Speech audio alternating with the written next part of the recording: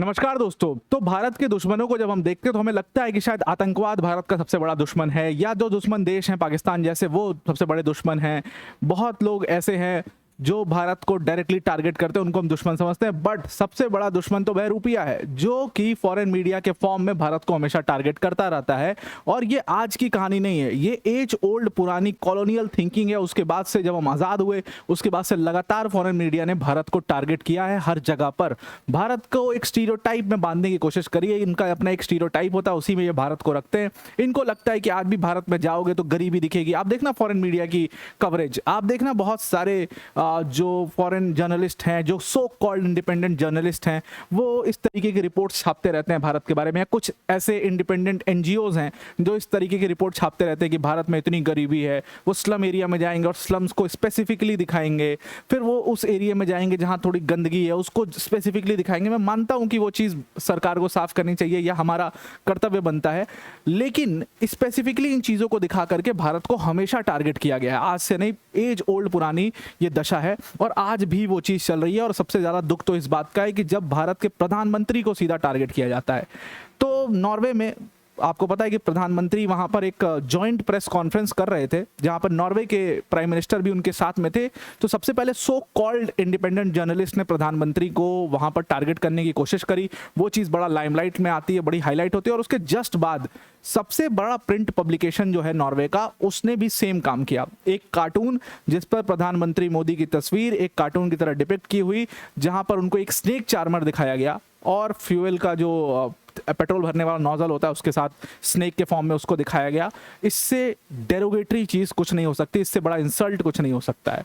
इसको डिटेल में डिस्कस करते हैं एग्जैक्टली क्या क्या हुआ है और उस पर भारत के क्या स्टेटमेंट है, भारत की क्या प्रतिक्रिया है, लोगों की क्या प्रतिक्रिया है, सारा कुछ डिस्कस करते हैं। पर वीडियो में आगे जाने से पहले एक बड़ी अनाउंसमेंट है अनअकैडमी टीम की तरफ से कि अगर आप यूपीएससी सीएससी की प्रिपरेशन कर रहे हैं और आपका अटेम्प्ट ईयर अभी 2026 का प्रीलिम्स आप देने जा रहे हो, तो अब तो ज़्यादा समय, अब तो कुछ भी समय नहीं बचा हुआ है। अब तो आप कुछ भी नया नहीं पढ़ सकते। तो आप 1 रुपये में अनअकैडमी का ये जीएस और सीसैट का जो क्रैश कोर्स है इसको एनरोल कर सकते हो और सिर्फ आराम से कान में लगा करके सोते समय आप सुन सकते हो। इससे आपका एक्टिव रिकॉल हो जाए, रिवीजन का काम हो जाए। दूसरी चीज़, जो 2027 के एस्पिरेंट्स हैं उनके लिए बहुत काम आ सकता है जीएस और सीसैट का क्रैश कोर्स। 1 रुपये में सिर्फ आप इसको ज्वाइन कर सकते हैं और आपको एक पूरा ओवरव्यू प्रिपेयर हो जाएगा कि कैसे आपको प्रिपरेशन करनी है, क्या क्या पढ़ना है, कितना डेप्थ में पढ़ना है, ये सारी चीज़ें आप वहाँ पर समझ जाओगे। Now I am coming back to the topic. Topic बहुत सिंपल है। देखो, टॉपिक में सबसे बड़ी बात है कि प्रधानमंत्री नरेंद्र मोदी, आपको पता ही है कि नॉर्वे गए हुए थे अपनी विजिट में, और उस विजिट में इस तस्वीर को एक नॉर्वेजियन प्रिंट पब्लिकेशन ने छापा। यहां पर प्रधानमंत्री नरेंद्र मोदी दिख रहे हैं जिनको एक स्नेक चार्मर डिपिक्ट यहां पर किया गया है। सबसे पहली चीज, सबसे पहला क्वेश्चन, और ये जिस प्रिंट पब्लिकेशन की हम बात कर रहे हैं वो नॉर्वे का सबसे बड़ा प्रिंट पब्लिकेशन है।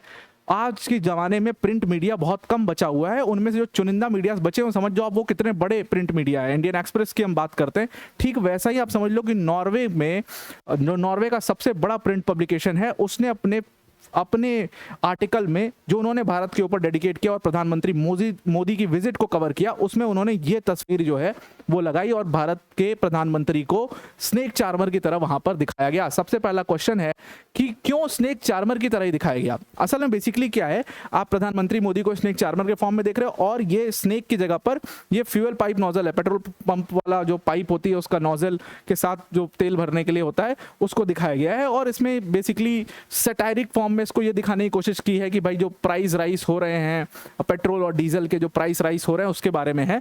लेकिन मेरा सवाल बहुत सिंपल सा है कि स्नेक चार्मर ही क्यों? आप हमेशा भारत को एक स्टीरियोटाइप में क्यों बांधने की कोशिश करते हैं? और ये सवाल मुझे लगता है मुझसे ज़्यादा आपको पूछना चाहिए, आपको जाकर के ट्वीट करना चाहिए, कमेंट करना चाहिए, आपको अपनी प्रतिक्रिया देनी चाहिए। Yes, we have the right to get offended. हम ऑफेंडेड होंगे। ये फ्री मीडिया के नाम पर, ये फ्री स्पीच के नाम पर ये बकवास हो रहा है। और हम चाहे कितना भी हमारा कोई भी पॉलिटिकल इंक्लिनेशन हो, आपका कोई पॉलिटिकल इंक्लिनेशन हो, मेरा हो, किसी का भी हो, लेकिन जब प्रधानमंत्री मोदी किसी दूसरे देश में जाते हैं तो वो आपके देश के प्रधानमंत्री हैं, वो भारत को रिप्रेजेंट कर रहे हैं, कोई पार्टी विशेष को रिप्रेजेंट नहीं कर रहे हैं। भले ही भारत में इंटरनल पॉलिटिक्स में आप क्रिटिसाइज करने के लिए जो कुछ भी कहें, क्या कहें, पॉइंट्स कहें, कुछ भी कहें, लेकिन जब एक प्रधानमंत्री, एक देश का प्रधानमंत्री दूसरे देश में जाता है, वो आपका प्रधानमंत्री होते हैं। We have to stand by it. उनके साथ खड़ा होना हमारा धर्म है। और ये एक बहुत बड़ी प्रॉब्लम है जो बार बार हो रही है, लगातार ये चीज भारत को टारगेट करने के लिए हो जा रही है। तो इस पूरी तस्वीर में, और सबसे बड़ी बात कि इसके ऊपर एक कैप्शन लिखा हुआ है। ये जो कैप्शन लिखा हुआ है, अगर आप इसको इंग्लिश में ट्रांसलेट करो, it becomes a clever and a slightly annoying man. How is exactly is the India's prime minister an annoying man? Why India's prime minister is a annoying man? Why do you think that? क्यों ये इनको sneaky और इस तरीके के शब्दों का इस्तेमाल भारत के प्रधानमंत्री के किया जा रहा है? और इस पर तो नॉर्वे की सरकार को कदम उठाना चाहिए। एज अ गेस्ट आपने इनवाइट किया, भारत के प्रधानमंत्री वहां पर पहुंचे, वो आपके गेस्ट हैं। और यही फर्क है इंडिया के कल्चर में और दूसरे देशों के कल्चर में। हमारे पास अगर कोई गेस्ट आता है, हम उसको पूरी तरीके से रिस्पेक्ट करते हैं, लोग भी इवन रिस्पेक्ट करते हैं, मीडिया रिस्पेक्ट करता है, हर तरीके से उनकी आवभगत में जो चीज़ हो सकती है वो चीज़ की जाती है। लेकिन आप दूसरे देश में जाते हैं और आपको इस तरीके से ट्रीट किया जाता है जहां पर आपको स्नेक चार्मर की तरह दिखाया जा रहा है। और ये कोई नई बात नहीं है। इंडियंस जहां भी रहते हैं, पूरे वर्ल्ड में जहां भी रहते हैं, फॉरेन मीडिया इस तरीके से उनको टारगेट करने की कोशिश करता है। आपने देखा कि यूके में अलग अलग जगहों पर ऐसे कई सारे टारगेटिंग स्टेटमेंट्स हमने भारतीयों के खिलाफ देखा है। ये कंट्रोवर्सी कोई नई नहीं है। इसके पहले एक और कंट्रोवर्सी हुई थी जो कि स्पेन में हुई थी।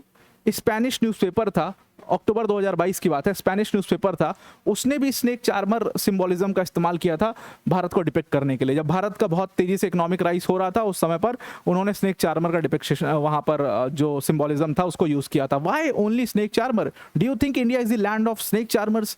ये बेसिकली उस स्टीरियोटाइप में आज भी फंसे हुए हैं, उस कॉलोनियल माइंडसेट से ये निकल नहीं पा रहे हैं। दिक्कत ये है, भारत वो देश है जो top economies of the world में आता है। भारत वो देश है जिसके पास सबसे एलीट मिलिट्री है, वो देश है जिसके पास सबसे लार्जेस्ट मिलिट्री है, जिसके पास सबसे एलीट एयरफोर्स है, सबसे ताकतवर एयर पावर्स में आते हैं हम। उस देश को आप सोचते हो कि साइंटिफिकली हम इतना अपने आप को हमने इतनी बार प्रूव कर दिया है बिना किसी की मदद के। We are a nuclear power today, बिना किसी मदद के। ऐसा कोई देश नहीं जिसने किसी से मदद नहीं ली हो या किसी का डिजाइन चुराया ना हो या पाया ना हो। भारत एकमात्र ऐसा देश है जिसने अपने इंडिपेंडेंट दम पर न्यूक्लियर पावर जो बनाया है, किसी के रहमो करम पर नहीं। उस देश को आप स्नेक चार्मर्स का देश कह रहे हो। It is full of you जो आप ऐसा सोचते हो भारत के बारे में, and you are very very stupid person जो आप ऐसा भारत के बारे में सोचते हो। जैसी मेरी प्रतिक्रिया है, जैसा मेरा एंगर में ये सारी चीजें निकल रही होंगी, वैसा ही आपको कुछ ट्विटर पर भी ट्रेंड दिखेगा। ट्विटर के ऊपर लोगों ने जो जिस तरीके से इस पूरे जो नॉर्वेजियन न्यूज़पेपर था उसको टारगेट किया, बहुत सारे, not only Indians, even through out the world जहां पर इंडियंस को अच्छा माना जाता है, जो लोग इंडियंस को देख चुके हैं, उनके साथ रह चुके हैं, उनके साथ काम कर चुके हैं डिफरेंट कंपनीज में, जो अच्छा मानते हैं, उन सब लोगों ने कहा कि ये बहुत ही जेनोफोबिक है और ये एक डिसरिस्पेक्ट है। फ्री स्पीच के नाम पर आप डिसरिस्पेक्ट नहीं कर सकते। प्रधानमंत्री मोदी का आपको एक स्टेटमेंट याद होगा, उन्होंने लैंड ऑफ स्नेक चार्मर्स ये स्टेटमेंट में भी अपने इस्तेमाल किया था। 2014 की बात है ये, जब वो न्यूयॉर्क में गए थे और वहां पर वो मेडिसन स्क्वायर गार्डन में जब अपनी स्पीच दे रहे थे तो वहां पर उन्होंने कहा था कि भारत को स्नेक चार्मर स्टीरियोटाइप क्रिएट किया गया है, भारत को स्नेक चार्मर्स का देश कहा जाता है। आज वही स्नेक चार्मर का देश माउस चार्मर्स का देश बन चुका है।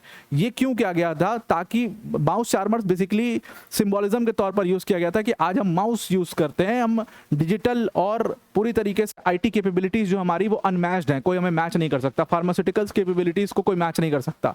उस देश को आप एक स्नेक चार्मर का देश बना रहे हो, आप एक ख्वाब में जीते हो, आप एक डिल्यूजनल वर्ल्ड में जीते हो। और ये सब टेक्निक होती है इनकी, फॉरेन मीडिया की, भारत को नीचा दिखाने के लिए और उसको टारगेट करने के लिए। बहुत सारे जर्नलिस्ट हैं, आदित्य राज कौल बहुत बड़े जर्नलिस्ट हैं और धुरंधर के समय पे हमने इनको देखा ही, बहुत बड़ा कंट्रीब्यूशन था इनका धुरंधर पर, काफ़ी रिसर्च किया था इन्होंने उस पर, धुरंधर की टीम में भी थे। तो आदित्य राज कौल ने बोला कि ये फ्री स्पीच के नाम पर आप किसी को डिसरिस्पेक्ट नहीं कर सकते। आपके पास फ्री स्पीच के नाम पर अगर एक प्लेटफॉर्म है और उसको इस्तेमाल करके आप किसी देश के प्रधानमंत्री को, किसी देश के राष्ट्रपति को, किसी को आप जिसके बारे में बोलना चाहिए उसके बारे में एक लाइन नहीं लिखी गई आपसे। ट्रम्प के बारे में क्यों नहीं बोल रहे हो? बोलो ना ट्रम्प के बारे में, क्योंकि तुम्हें डर है कि वो तुम्हें उठा लेगा घर से और तुम्हें घर से उठा के गायब करा देगा। मादरो जैसे व्यक्ति को गायब करा सकता है तो तुम तो क्या ही हो। तो क्योंकि तुम्हें डर है, इंडियंस को तुम लोग टारगेट इसलिए करते हो या इंडिया के प्रधानमंत्री को टारगेट इसलिए करते हो क्योंकि हम सबकी रिस्पेक्ट करते हैं। we give respect and we take respect, we deserve to take respect। लेकिन आप फ्री स्पीच के नाम पर जिस तरीके से डेरोगेटरी रिमार्क्स का इस्तेमाल कर रहे हो वो चीज़ अनएक्सेप्टेबल है और तुम्हें भारत के बारे में और जानना चाहिए तब जा करके ये सारी चीज़ें लिखनी चाहिए। आपको अभी भी वो 19th सेंचुरी के एरा में आप फंसे हुए हो, आप अभी भी उस कॉलोनियल माइंडसेट से निकल नहीं पा रहे हो, और इसीलिए आपको लगता है कि भारत जो है वो स्नेक चार्मर्स का देश है। How can we digest this कि भारत स्नेक चार्मर्स का देश है? भारत वो कंट्री है जिसने, मतलब इनके पास कोई मुद्दे नहीं होते, इनके पास अगर देखो पूछना था तो ऑनेस्ट क्वेश्चन पूछ लेते, ये ऑनेस्ट क्वेश्चन पूछते, वो सीधा ऑन द फेस पूछते क्वेश्चंस, और फिर उसका आंसर ना मिलता तो समझ में आता, आप क्वेश्चन पूछ सकते थे। लेकिन आप डिसरिस्पेक्ट करने पर आ गए, कार्टून्स का और स्नेक चार्मर्स का इस्तेमाल करके आपको नीचा दिखाने के लिए आपने ये सारा काम किया। ये सारी कंट्रोवर्सी जो शुरू हुई वो एक्चुअल में एक so called independent Norwegian journalist हैं, उन्होंने जब एक जॉइंट प्रेस कॉन्फ्रेंस के दौरान प्रधानमंत्री जा रहे थे और फिर उन्होंने कुछ चीज़ें बोली, वो काफ़ी हाईलाइट हुआ। अब सबको हाईलाइट होना है, वो चीज़ काफ़ी हाईलाइट हुई, काफ़ी उसकी रीलबाजी हुई, काफ़ी कमेंट्स आए।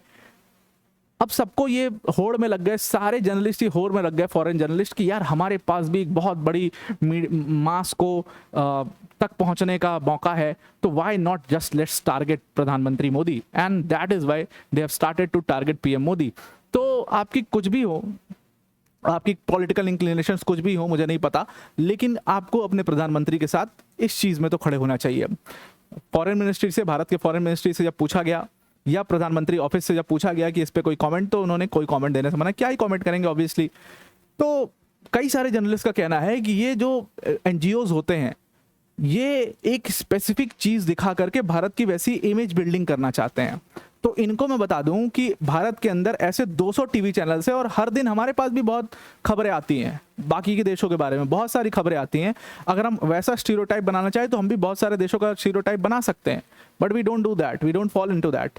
तो ये फॉरेन मीडियाज़ के लिए एक बहुत बड़ी सीख है कि वो किसी भी देश को इस तरीके से टारगेट ना करें।